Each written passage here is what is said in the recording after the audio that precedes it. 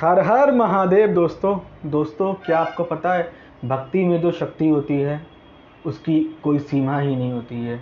मनुष्य एक बार सच्चे मन से भक्ति करके तो देखे, भगवान शिव शंकर की या हनुमान जी की या किसी भी देवी की भक्ति में अगर उसे अपनी आस्था में विश्वास है, अगर उसे अपनी आस्था में भरोसा है, तो ऐसा कोई भक्त नहीं जिसकी ईश्वर सुनते नहीं।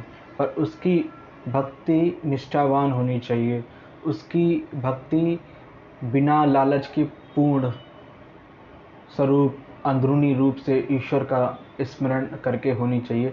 जिसकी भी भक्ति अगर वो करते हैं उनके प्रति उन्हें पूरा अपने आप को समर्पण भाव लाना चाहिए। ये नहीं कि आप भक्ति कर रहे हैं पर अंदर आप कुछ और सोच रहे हैं, क्योंकि भक्ति में बहुत शक्ति होती है दोस्तों, बहुत ज़्यादा शक्ति होती है भक्ति में। पर सच्चे मन से आप अपने आप को ईश्वर के आगे, परमात्मा के आगे बिल्कुल नतमस्तक कर दीजिए, अपना समर्पण भाव उनकी भक्ति में बिल्कुल भवाभोर हो जाइए।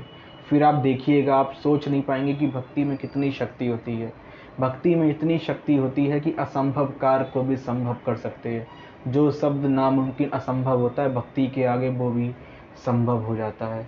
ऐसा कोई कार्य नहीं, ऐसा कोई उद्देश्य नहीं, ऐसा कोई इस ब्रह्मांड में, सृष्टि में कोई ऐसी चीज़ नहीं जो भक्ति के बल पर आप नहीं हासिल कर सकते। ये इतिहास गवाह है भारत भूमि का, ये इतिहास गवाह है इस हिंदुस्तान का, कि अगर जिसने भक्ति करी है उसे उसका फल मिला है। जिसने भगवान शंकर, हनुमान जी या कोई भी देवी देवताओं जिनकी भी है, पर पूरी समर्पण भाव से आपको उनकी भक्ति करनी है। और ऐसा कोई नहीं होता है, और ऐसा आज तक ना कभी हुआ है, ना हुआ था, ना अनंत काल तक कभी होगा कि किसी की भक्ति बेकार गई हो या किसी ने सच्चे मन से भक्ति करी हो और उसकी परमात्मा ने नहीं सुनी हो। ऐसा हो नहीं सकता। अगर आपने भक्ति करी है तो आपकी जरूर भगवान सुनेगा। भगवान आपकी परीक्षा भले ही ले सकता है, अपने भक्त को देख सकता है कि मेरा भक्त के अंदर मेरे प्रति कितनी भक्ति है, पर आपको अंदरूनी मन से पूछना पड़ेगा। ये नहीं कि ऊपरी मन से, अंदरूनी मन से केवल आप सोच रहे हो ये तो हम केवल टाइम पास कर रहे हैं या ये कर रहे हैं। आपके अंदर अगर सच में हिम्मत है और अगर आप सच में किसी कोई मनोकामना या कुछ भी अपना हासिल करना चाहते हैं या संसार के प्रति या कुछ भी करना चाहते हैं, आप सच्चे मन से भक्ति करके देखिए। अंदरूनी मन पूरे सारी अपनी इंद्रियों को बस में करके, सबको अपना एकाग्र करके, सब कुछ समर्पण भावना अपनी दिखा के पूरा अपने आप को भगवान की भक्ति में विलीन कर लीजिए। देखिएगा आपको खुद बिलीव नहीं होगा, आप खुद चौंक जाओगे, लेकिन उसके लिए आपको सब कुछ त्यागना पड़ेगा। उसके लिए आपको पूरा अंदरूनी मन से अपना, अगर आप आधे घंटे 1 घंटे दें तो पूरा का पूरा भगवान के, ईश्वर के प्रति ही दें। उस आधे 1 घंटे में आपको इधर उधर का कोई काम नहीं करना, ये भी कर लो वो भी कर लो, ये वो कुछ नहीं। अगर ईश्वर को आप सच्चे मन से चाहेंगे और ईश्वर की अगर आप सच्चे मन से पूरी निष्ठा से आप पूरी भक्ति भाव स्वरूप होकर अगर आप उनकी भक्ति करेंगे तो ईश्वर सदैव प्रसन्न होगा। क्योंकि भगवान अपने भक्तों के लिए खुद प्रेरित होते हैं। भगवान खुद चाहते हैं कि हमारे भक्त हमें जल्द से जल्द बुलाएं, पर वो भी चाहते हैं कि हमारा भक्त भी तो हो, वो भी तो अपने भक्त को आजमाते हैं कि हमारा भक्त भी हमारे प्रति क्या उसके अंदर सच्ची सद्भावना है, क्या सही में उसके अंदर सही में सच्चे सद्गुण उसके अंदर हैं भी या नहीं। तो अगर आप ऐसा कर पाते हैं, क्योंकि लोग कहते हैं ना कि कोई भगवान अगवान नहीं होता। आज के टाइम में बहुत से लोग नास्तिक होते हैं, वो होते हैं, अब वही कहते हैं ना, विनाश काल है विपरीत बुद्धि, बंदर के आगे बैल बजाने से क्या फ़ायदा। तो यही चीज़ है दोस्तों, अगर आपके अंदर सही में ईश्वर के प्रति आस्था है और ईश्वर के प्रति भक्ति है तो ज़रूर ईश्वर आपकी कदम कदम पे आपकी मदद करेगा। और आपकी हर एक मनोकामना, ऐसी कोई मनोकामना नहीं होगी जो ईश्वर आपकी पूरी नहीं करेगा। पर आपके अंदर सच्ची, आपको अपने अंदर भक्ति लानी पड़ेगी, आपको सही में सच्ची श्रद्धा अपने अंदर लानी पड़ेगी। ये चीज़ आपको लानी है, बाकी सारा काम ईश्वर का, ईश्वर खुद करेगा। लेकिन अगर ये चीज़ अगर आप नहीं कर पाएँ और अगर ये चीज़ नहीं ला पाएँ तो फिर आप ईश्वर को दोष मत दीजिएगा, क्योंकि कहीं ना कहीं फिर आपकी भक्ति में ही कोई कमी है, या आपने पूरे अंतर मन से या आपने पूरी शब्दी सत्ता से ईश्वर की भक्ति नहीं करी है। तो दोस्तों, भक्ति कभी किसी की बेकार नहीं जाती। समर्पण भावना ईश्वर के प्रति कभी किसी का बेकार नहीं चाहता, पर भक्ति भाव आपके अंदर होना चाहिए और साफ दिल, सच्चा दिल और बिल्कुल शुद्ध होना चाहिए आपका मन, और पूरा आप समर्पण कर दीजिए। देखिए हमारे सामने इतिहास गवाह है, रावण जैसे राक्षसों ने तक भगवान को अपनी भक्ति से प्रसन्न कर दिया, तो आप क्यों नहीं कर सकते? कलयुग में तो भगवान को प्रसन्न करना बहुत ही आसान है, क्योंकि मनुष्य की आयु ही अल्प आयु होती है, मनुष्य की आयु ही बहुत सीमित और बहुत ही छोटी अवधि की होती है। लेकिन वो चीज़ आपको करनी है, सोचना आपको, डिसीज़न आपको करना है, कैसे आपको करना है, और सही में आपको सच्चा समर्पण और सच्ची सद्भावना लाके ईश्वर की अगर आप भक्ति कर पाएँ तो ईश्वर सदैव आपकी सुनेंगे। और ऐसा कभी नहीं हुआ है, ना अनंत काल तक हुआ है, ना युगों तक कभी हुआ है, ना कभी आगे होगा। अगर आप करते हैं तो आपका उसको भक्ति का फल भी आपको सदैव मिलेगा, ज़रूर मिलेगा। ये चीज़ दोस्तों ध्यान रखिएगा। पर ईश्वर आपसे चाहता है दिखावे की नहीं, ढोंग की नहीं। जो आज के टाइम में कलयुग में जो चल रहा है, दिखावा, ढोंग और ये सब चीज़ें नहीं। आपको सच्ची सद्भावना, सच्चे गुण और सच्ची भक्ति आपको करनी है ईश्वर के प्रति। आप करके तो देखिए।